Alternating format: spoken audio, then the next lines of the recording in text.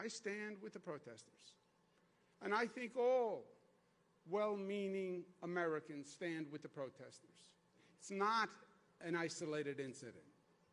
It is a continuum of cases and situations that have been going on for decades and decades and decades. These are just chapters in a book. And the title of the book is Continuing Injustice and Inequality in America. And these are just chapters.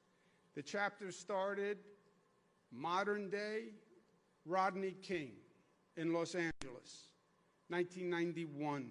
Abner Louima in New York, 1997. Amadou Diallo in New York, 1999. Sean Bell in New York, 2006. Oscar Grant, Oakland, California, 2009. Eric Garner, New York City, 2014. Michael Brown, Missouri, 2014. Laquan McDonald, Chicago, 2014. Freddie Gray, Baltimore, 2015. Antoine Rose, Pittsburgh, 2018. Ahmaud Arbery in Georgia, 2020.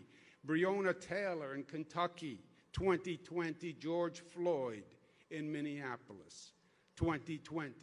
That's why the outrage. That's why the frustration and the anger. It is not about one situation.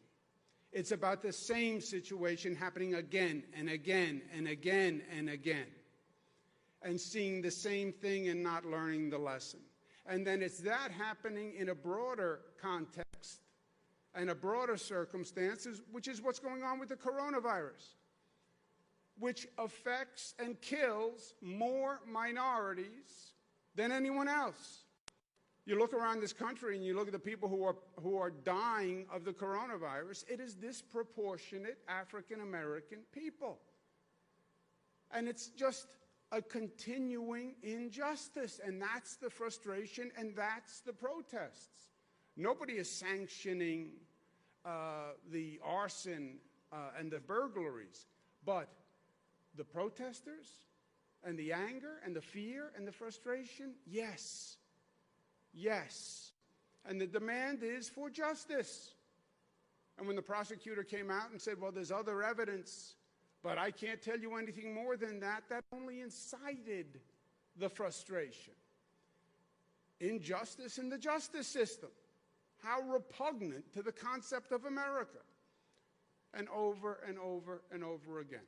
I stand against the arson and the burglary and the criminality. I stand with the protesters. And I think all well-meaning Americans stand with the protesters. Enough is enough. How many times do you have to see the same lesson replayed before you do something? This country is better than this. It has been better than this. And it shouldn't take this long to end basic discrimination and basic injustice.